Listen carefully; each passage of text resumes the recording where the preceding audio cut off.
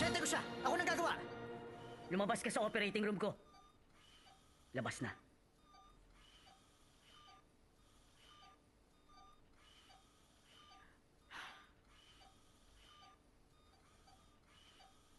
Scalpel.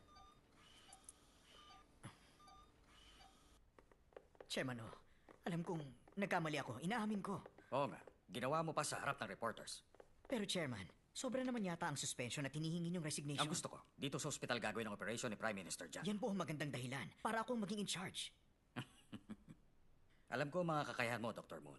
Pero, kailangan mo ng team. Hindi pwede mag-isa ka. Chairman, Para mabawi mo ang posisyon, bumuo ka ng team na kasing husay na kay Dr. Han. kinuha na ni Dr. Han ang magagaling na doktor. Sino pa mahahatak ko sa team ko niyan? Problema mo na yon.